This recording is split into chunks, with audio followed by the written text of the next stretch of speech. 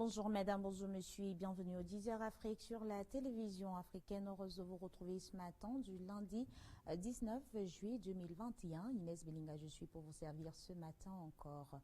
Nous ouvrons cette édition d'information par la République démocratique du Congo avec cet avion en provenance de Paris transportant la dépouille du cardinal Laurent Monsengo qui s'est posé hier dimanche 18 juillet à Kinshasa, à l'aéroport de Kinshasa. L'ancien archevêque de la capitale de la RDC s'est éteint le 11 juillet dernier à l'âge de 81 ans à Versailles, près de la capitale française.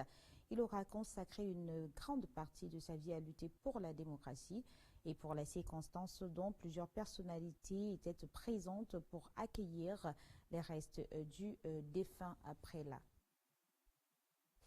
Au Nigeria, c'est une situation qui inquiète et qui fait bouger les parents. Justement, les autorités nigérianes sont sans nouvelles des 120 élèves qui ont été kidnappés en début du mois de juillet. C'était dans l'état de Kaduna par des hommes armés non identifiés.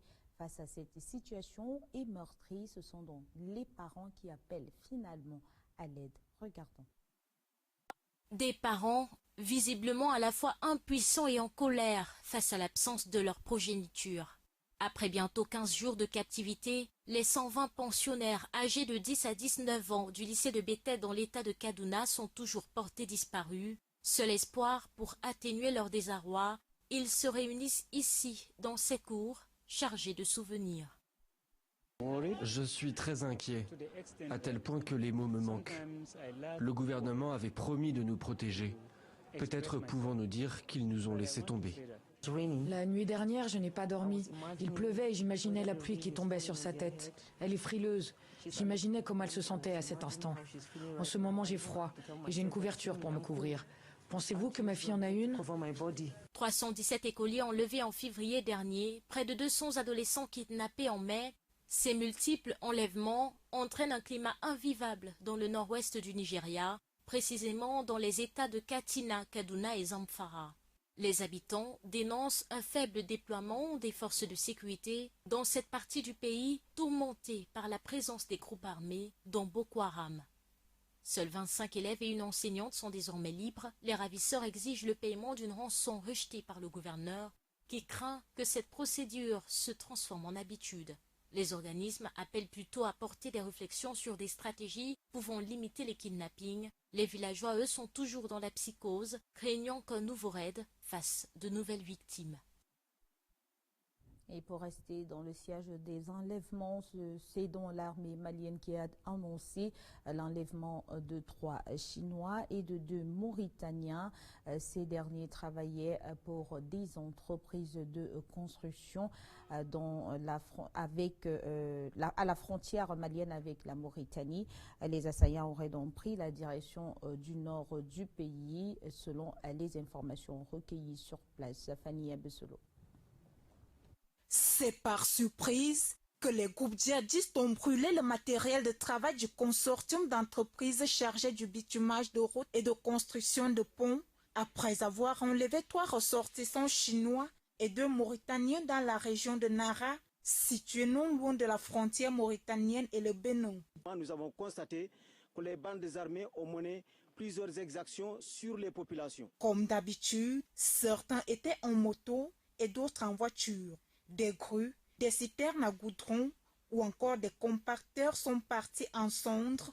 Des véhicules ont également été emportés. Ici, il y a eu quand même une petite résistance par rapport aux individus armés. Et après, ils ont cédé le... L'armée malienne, qui a une position située à quelques dizaines de kilomètres du lieu de l'attaque, affirme avoir dépêché des militaires pour traquer les djihadistes. La présence de ces derniers sur place inquiète, d'autant qu'ils sont présents entre le Mali et la Mauritanie. Un tour à présent en Afrique du Sud où Cyril Ramaphosa, le président sud-africain, s'est rendu hier dimanche dans 3 centres commerciaux de Soweto. L'occasion pour le président sud-africain d'aider à remettre en ordre des commerces sinistrés par des violences et pillages de ces derniers jours. Selon la police, de nombreuses personnes ont été piétinées à mort lors des pillages des magasins, des troubles que le président lui-même a qualifiés de provoqués, planifiés et même tout simplement coordonnés. Et si on parlait à présent de la France-Afrique à quelques mois seulement, moins d'un an, plus précisément de la présidentielle française, le continent africain séduit aujourd'hui les candidats français à cette élection. Premier à éprouver un intérêt certain, c'est le président de la France insoumise, Jean-Luc Mélenchon, qui se trouve actuellement même au Burkina Faso. L'opposant veut obtenir un New Deal avec l'Afrique francophone où le président Emmanuel Macron n'aurait pas vraiment réussi. Et pour en parler, je reçois sur ce plateau Mathieu Wamba qui est avec nous. Il est le chef desk de l'information internationale à Vision 4 Télévision, par ailleurs consultant de cette émission, de ce programme dans le cadre de l'entretien. Alors bonjour Mathieu et bienvenue sur ce plateau. Bonjour Inès. Très heureuse de vous retrouver ce matin. Bon lundi et bon début de semaine à vous. Le plaisir est partagé et surtout bonne fête de la Tabaski à l'avance, par anticipation. D'accord, demain vous me souhaiterez encore bonne fête de la Tabaski et merci par anticipation également. Alors, pour parler du sujet qui nous interpelle ce matin, que cherche Jean-Luc Mélenchon à Ouagadougou? Ah ben vous l'avez tout dit, Jean-Luc Mélenchon est un candidat à la prochaine présidentielle, une présidentielle importante aujourd'hui et surtout une présidentielle qui est ouverte. Il faut le savoir déjà, c'est une présidentielle qui est ouverte parce que c'est le premier mandat d'Emmanuel Macron, mais ce mandat lui a été fortement contesté déjà par la France insoumise avec son candidat Jean-Luc Mélenchon, qui a pensé en quittant le Parti socialiste qu'à un certain moment il pouvait s'inscrire dans ce qu'on appellerait un centre positif de la politique française, c'est-à-dire ni de gauche ni de droite, mais un candidat quand même aujourd'hui qui arrive à fédérer les énergies des plus bas, ceux qui sont à la périphérie. Et bien évidemment, cette fois-ci, il pense pouvoir trouver des soutiens sur le continent africain. C'est une élection ouverte justement parce que de l'autre côté, dans la droite radicale aussi, il y a une candidate non moins importante qui fait frémir dans les partis dits classiques, je parlais du parti Les Républicains ou encore chez les socialistes. Alors Jean-Luc Mélenchon est sur le continent africain justement pour une campagne de séduction, comme ça se passe déjà avec beaucoup de chefs d'État français, surtout ceux qui ont des accointances sur le continent, parce qu'il faut aussi retenir que Jean-Luc Mélenchon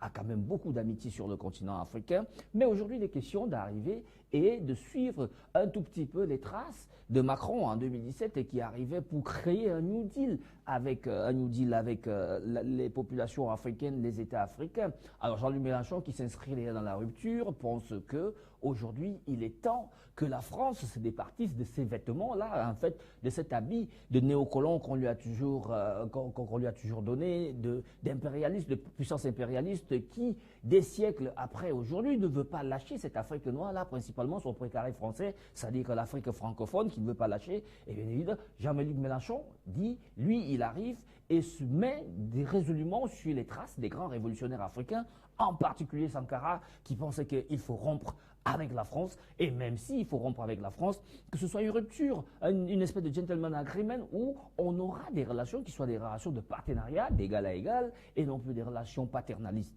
Et bien évidemment, il a été hier au mémorial de Sankara pour lui rendre hommage à Jean-Luc Mélenchon, et il s'est également mis sur la politique de Thomas Sankara, ce qui est un tout petit peu surprenant quand on sait que les réalités ne sont pas les mêmes. Aujourd'hui, Mélenchon parle d'autosuffisance alimentaire sur le continent, il parle de reboisement dans le Grand Sahel et bien évidemment dans le Burkina Faso qui avait déjà entamé cette politique-là sous Sankara. Il parle également de libération totale du continent africain. Mais la France est-elle prête aujourd'hui de lâcher du lest dans ses précarés, dans ses anciennes colonies? C'est toute la question. Alors, vous parlez tout à l'heure de Jean-Luc Mélenchon en image pour la France insoumise, certes, qui veut traduire la rupture dans sa démarche, mais avec cette continuité au Burkina Faso, est-ce qu'il n'est pas en train de marcher sur les traces d'Emmanuel Macron? Oui, sur la forme, on dira non.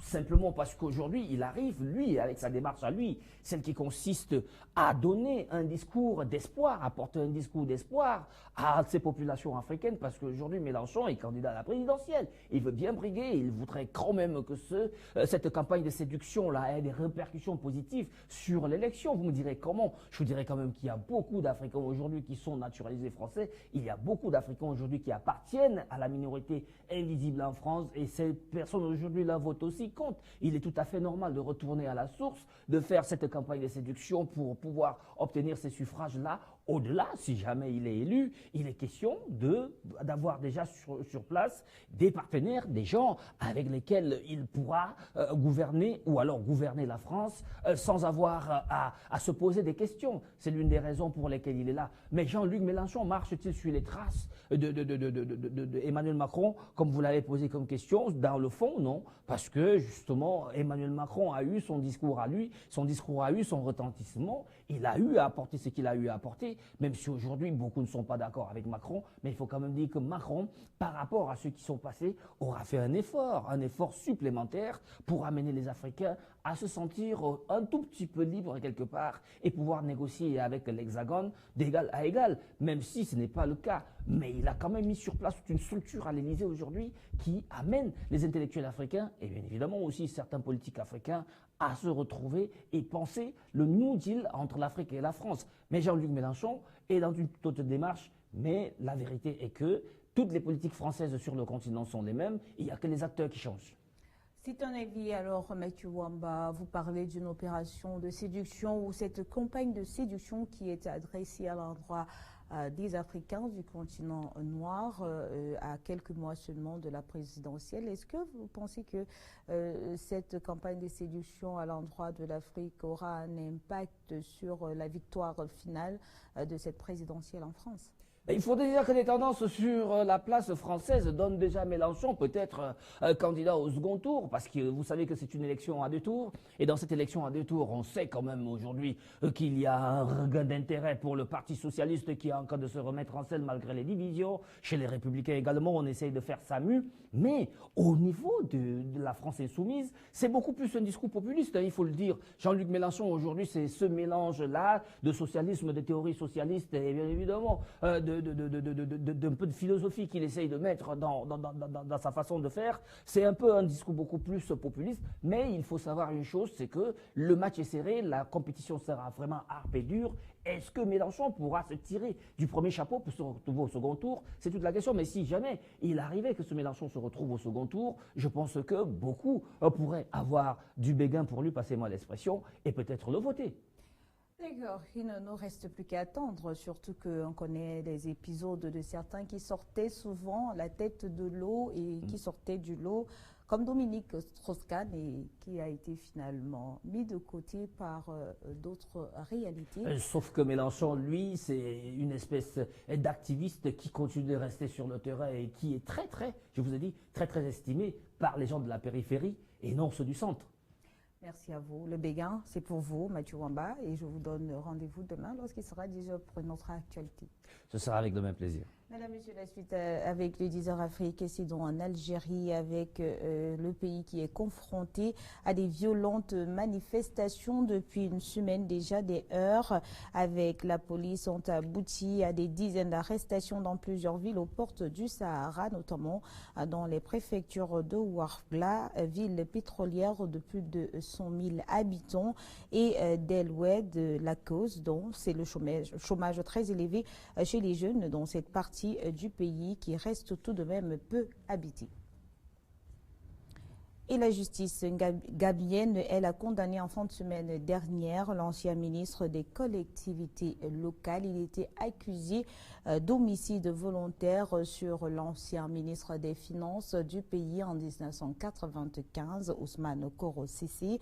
C'est une décision qui pourrait être annulée à cause de ce moratoire qui avait été décrété en 2018 par le président Adama Barrow. Christelle Bada.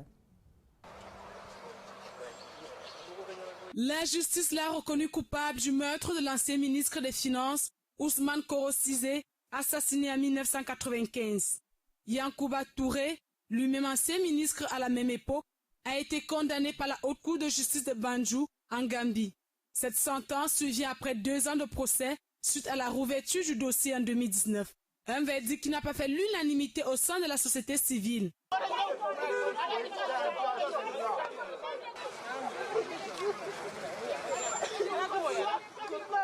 Selon l'acte d'accusation, les assassins commandités par l'ancien ministre des collectivités locales auraient utilisé un gourdin pour assommer la victime avant de déposer le corps dans sa voiture et y mettre le feu. Des preuves réfutées par l'accusé qui déclare qu'elles sont sans fondement. Ses avocats indiquent également qu'ils feront appel. Toutefois, la condamnation de cet ancien membre de la junte militaire gambienne pourrait être annulée compte tenu de la nouvelle législation en vigueur. En effet, l'actuel président Adama Barrow a décrété en 2018 un moratoire sur la peine de mort après la fusillade de 9 soldats en 2012 sous l'ancien régime. Madame, Messieurs, c'est la fin du 10h Afrique. Merci pour votre bien aimable attention. Retrouvez tout à l'heure à 12h Sylvestre Messi pour une autre page consacrée à l'actualité au Cameroun, mais également en dehors. La suite tout à l'heure à 10h30. Les dinosaures de l'information vont occuper votre espace pour le programme Tour d'Horizon. Je vous souhaite un excellent début de semaine. Je vous invite à rester des nôtres naturellement sur Vision 4 Télévision.